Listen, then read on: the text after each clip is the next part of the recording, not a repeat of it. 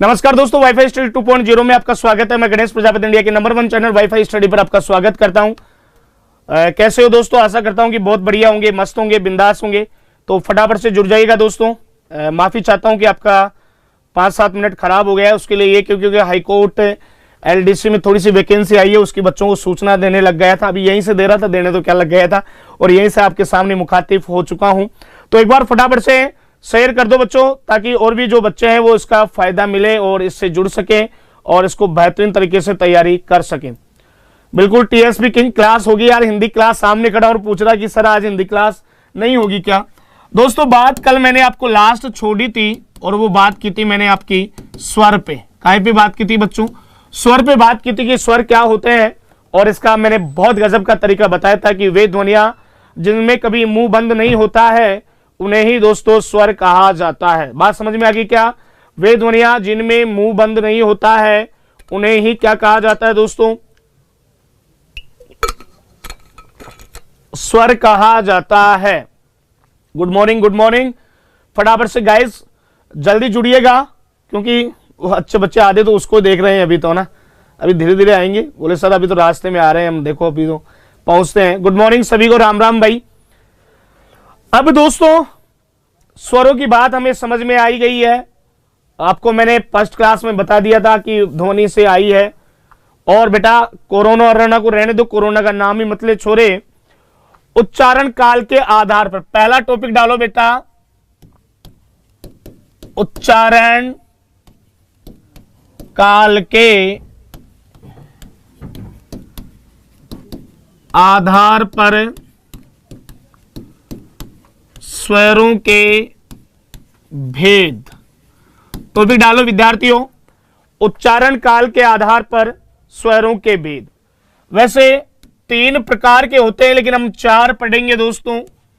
एक होता है ह्रस्व, एक होता है बच्चों दीर्घ, एक होता है बच्चों संयुक्त, और एक होता है बच्चों फ्लुत।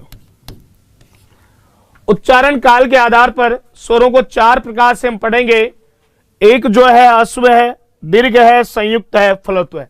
देखो टॉपिक का नाम क्या है कि उच्चारण काल के आधार पर, यानी कौन से स्वर में कितना समय लगता है। बात समझ में आ गई क्या? कौन से समय स्वर में कितना समय लगता है, इसी को दोस्तों टॉपिक का नाम दिया गया है उच्चारण काल के आधार पर स्वरों के भेद। देखो दोस्तों, ह्रस्व है, दीर्घ है, संयुक्त है, फ्लुत है। बेटा कोई कोरोना नहीं है, ऐसा मत समझो। ये डर है, ये बहम है, सर्दी जुकाम सबके होती है। लोगों को समझाओ भैया ध्यान रखें अपना, और घर बैठ के आराम से तैयारी करो, अपनी पढ़ाई को प्रभावित मत होने दो। एक कोरोना चला जाएगा, कईयों का भविष्य खराब कर जाएगा। तो देखो दोस्तों, ह्रस्व का मतलब क्या है वो समझ लो। वे स्वर जिनको बोलते समय बहुत कम समय लगता हो।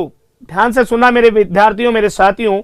वे स्वर जिनको बोलते समय बहुत कम समय लगता हो उन्हें ही ह्रस्व स्वर कहा जाता है। उज्जैन काल के, अरे उज्जैन नहीं, उच्चारण है 3। हाँ बिल्कुल बेटा, वो एक मात्रिक, द्विमात्रिक और त्रैमात्रिक है ना, वो सब समझा दूंगा मैं, पूरा ही गेम घुमा दूंगा। अभी रुक जा। अब देखो विद्यार्थियों, ह्रस्व तो ये 4 होते हैं दोस्तों। ए, ई, उ और री। ये 4 स्वर हैं जो भैया उच्चारण काल के आधार पर ह्रस्व होते हैं। बात समझ में आ गई क्या? यानी दोस्तों इनको बोलते समय बहुत कम समय लगता है। सब आएगी। आज हाईकोर्ट की वैकेंसी आ गई है एलडीसी की, हिंदी, इंग्लिश और राजस्थान जीके ही है, तो रिट भी आएगी। वैकेंसियां नहीं रुकने वाली है। बात समझ में आ गई क्या भैया? ह्रस्व ए, ई और री होता है। अब दोस्तों यार बच्चों शेयर करो भाई, ऐसे काम नहीं चलेगा। अब मेरी बात आप ध्यान से सुन लो मेरे विद्यार्थियों, बड़े ही ध्यान से सुन लो। बात ये सुननी है कि अब यहां से प्रश्न नहीं आएगा यूपीएससी, बिल्कुल हो जाएगा मनीष। तो अब आपसे पूछेगा तो इनका दूसरा नाम है मूल स्वर। बहुत सारे नाम बताऊंगा, ध्यान रखना भैया। मूल स्वर क्यों है भाई? क्योंकि विद्यार्थियों जितने भी स्वरों का निर्माण हुआ है वो इन चारों से ही उनका निर्माण हुआ है, तो इन्हें मूल स्वर भी कहा जाता है। क्या कहा जाता है बच्चों? मूल स्वर इन्हें कहा जाता है। आगे बढ़ते हैं और आगे है दोस्तों, इन्हें दूसरा नाम है लघु। दूसरा नाम क्या है इनको? लघु स्वर भी कहते हैं। क्या कहते हैं भाई? लघु स्वर। क्योंकि दोस्तों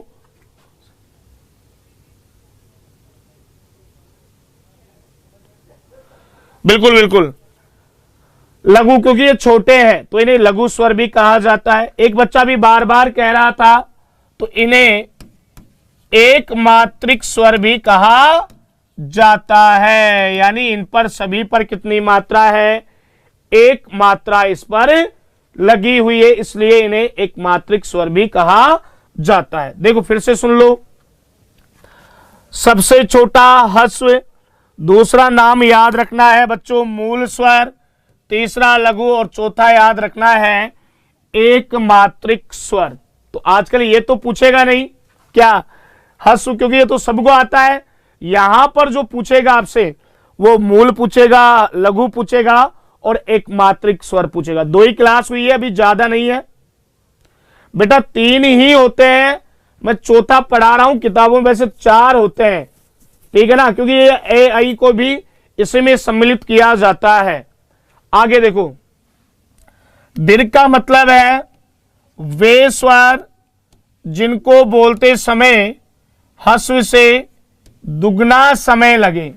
वे स्वर जिनको बोलते समय ह्रस्व से दुगना समय लगे। देखो दीर्घ 2 प्रकार के होते हैं, ये और ये, तो मैंने इसको इसी में पढ़ा दिया है। समझ रहे हो क्या?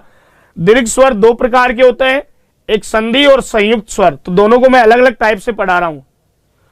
आपको फिर से कह रहा हूं, दीर्घ स्वर वह स्वर जो ह्रस्व देखते समय दुगना समय लगे। दुगना क्यों भाई? कोई बताएगा आप में से कि दुगना क्यों लगता है?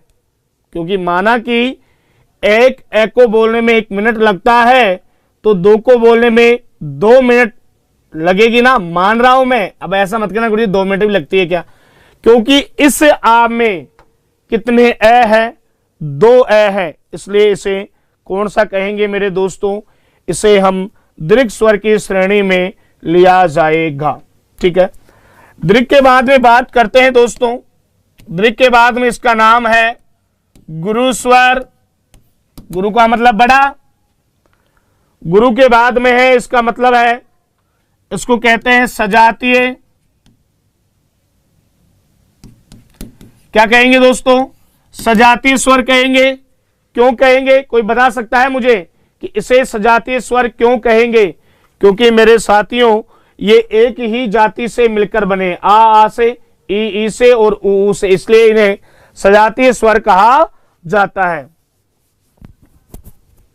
सर ये क्लास किसी भी एग्जाम के लिए, बिल्कुल ममता, किसी भी एग्जाम के लिए कर सकते हो अगर आप तैयारी, हाई कोर्ट के लिए भी। और दूसरा है, चौथा नाम है द्विमात्रिक स्वर।